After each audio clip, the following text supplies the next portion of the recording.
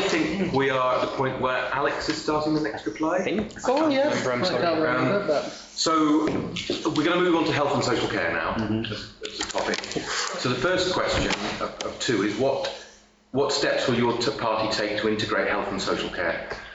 Again, I'm not going to talk about the manifesto because it's out Monday, but you know. When? It's out Monday. But I think we do realise the importance of it, because part of the issue we've got at the minute with the delays in A&E, with everything else, is the fact that people cannot be discharged back to their care homes or back to the home and have home care because there's not that facility there for it to be done. And again, not going into all the details of it because I'm not allowed to know all the details of it. I don't know about you guys, your manifestos, but they don't tell us everything. But I know that is one big focus, is to make sure, because the only way we're going to fix the problems in the NHS is with social care functioning as it should as well. So we do recognise the issues around it. I haven't got all the details on what we'd be doing, but it's not something we take lightly at all. And we know where the issues are to try and go in and fix the problem. Okay, good timing. Just whenever that goes to 59, I'm ready. Oh, there we go. Yeah, so Alex makes a really fair point about discharge. Reflecting on personal circumstance at the moment, my gran fell before Christmas. She was in hospital up until 2 weeks ago. She was physically fine, but needed to have further assessments, had to be discharged to a care home. A big blocker there is we do not have enough occupational therapists in the system, and we need to continue to commit to funding occupational therapists, because be it into a care home or back to their home with dignity, people need to not be in hospital.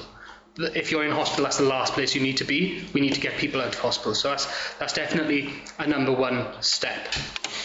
A number two step is, before people end up in hospital, cataract surgery, and I've learned a lot recently, and hearing aids are reasons that elderly people start deconditioning themselves.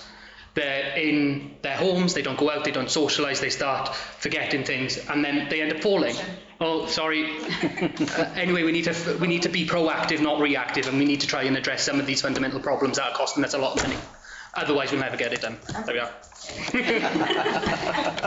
And Andrew. Without repeating a lot of what has been already said, I just say that the divide between health and social care is an artificial one. Both rely on each other, both are part of the same system of the well-being of people. And there's a lot of costs that are caught up in the NHS that, if they were freed up for social care, would produce better results at a lower cost.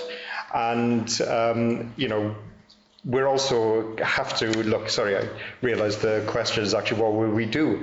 Plaid Cymru is absolutely committed to an integrated health and social care system, but we want to do it in a way that it doesn't mean massive structural changes. How that is done is ensuring that there is joint working between the health boards and the local authorities, ensuring that there's pay parity, because social care staff are not afforded the same pay working conditions and practices as healthcare staff, and we need to treat both equally.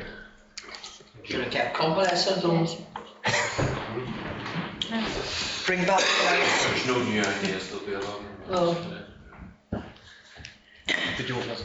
You know, years ago, if you were in hospital and then you were alright to go home, or they used to put you in another place, the annex, to call it here, where they take them from the main hospital to there until they're ready to go home. I mean, they close all those places. Cottage hospitals. My mother worked in the annex, and she works in Neath Talbot Hospital, now in the dermatology department, and previously worked in Talbot Hospital, which again was another one that was closed. A relative of mine, he was blind, he was diabetic, and he had to have his foot amputated. And he went to Kimla Hospital for a while everything was being sorted in his house, and the loss of the cottage hospitals has been a massive loss to our entire health system. And we've got to review future sort of hospital reorganisation and try to avoid, where possible, any future closures. If I may though, there's a fundamental disconnect at the moment between social services, which is being administered by a local authority, and then the health board, which is kind of monitored by Welsh Government, but not really, and it's kind of a body that doesn't really answer to anyone, but does answer to people, and that machination just doesn't produce productive outcomes for people, because if you're not speaking to people, back to the point at the beginning about having holistic, joined-up communication with all parts of government, how are you going to be able to proactively address some of these problems? So quite frankly, I don't think the health board model works. Now, I don't know if that's I put it forward in our manifesto. I don't know if it's made it, but I don't know if the health board model works, or at least how it relates with the local authorities, because there has to be a stronger unity, as Andy has said, and as Alex has said, between social services and healthcare, as well as proactively looking at some of these problems, because we're going to keep on going into the same cycle otherwise, and that's not going to work for people. It's a frustration, and I think it's a frustration even more so because we're actively being, as a family, felt it, and if that's happening to one family, it's happening to them all, and people can see those solutions, but no one seems to want to address it because it's hard, because it does cost a lot. It does cost a lot, but is that a reason we shouldn't do something good? I don't think so.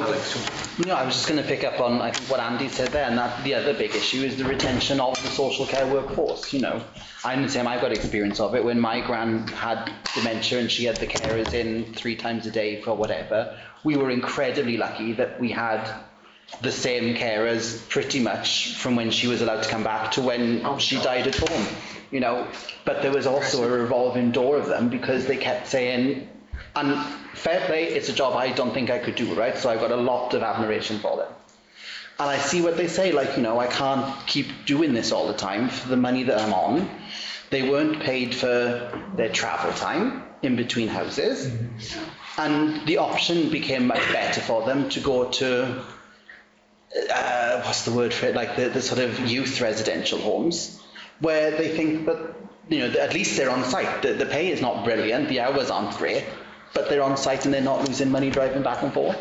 And this is another area, we've all picked up areas, haven't we, where there's things to improve, but look into, and that is going to be one of our themes of our manifesto. I'm going to start betting how many times I say manifesto now, but it's going to be one of the themes, is ensuring the lowest paid get the fair pay that they deserve, to encourage them to stay in the workforce. But if I may just come on that point, I used to work in a care home. I used to be a handyman in a care home. I used to work in the kitchens in the care home. My mum ran a care home and my sister was a carer. None of them got paid the wage they should have, not myself. And we were all skilled, because we had to be, to deal with these elderly residents and patients, because that is the right thing to do. Yeah. And a minimum wage for these skilled staff, because they're not unskilled, dealing with people who are very vulnerable is a skilled job. When people say, oh, well, we'll just... And often, and I hate to go into the rhetoric of Nigel Farage, but he's demonising people who are coming from different countries who are looking after our elderly population in these care homes. We wouldn't have no doctors. We wouldn't have no doctors. We'd have no one. We'd have no one. And it's so upsetting, because it's such a valuable job, and going on to the cottage hospitals, having them in the community is really vital, so that people have tangible links to them. They can't be put somewhere else. Fortunately, I've got, and I say fortunately, I have 3 care homes in my ward, and they're integrated into the community, and I think that is a model that works. But some of these procedures and mechanisms that are keeping them purposely detached gotta go. Sorry. Well, my mum was in care. She's since died. She fell off a seat in a care home, broke her head. She went to a hospital. She spent 2 days on a gurney, then she had the operation and she put back on a gurney, They tried to make sure that she could walk, but nobody fed her for the 5 days she was there. She had vascular dementia. She couldn't organise such things and do it herself. When she went back to the care home, she lost, I think, 1.5 stone just because she was no longer feeding. She never started feeding again because it wasn't joined up in the hospital. They didn't have somebody making sure that her existing problems were being dealt with. They didn't have somebody who was making sure that she was being fed. You know, they were making sure that she could stand on her feet, but she didn't have the energy to do so because she wasn't eating. And, you know, it wasn't a joined up eating in the hospital. We're hearing more and more of this. But my sister left to work in Admiral because she wasn't getting paid enough as a person working in care. No, that's it. Sorry, I'm diverging now. I'm I'm going to move on Sorry. to the second question about health, so you'll be able to expand on some of these. Sorry, Chris.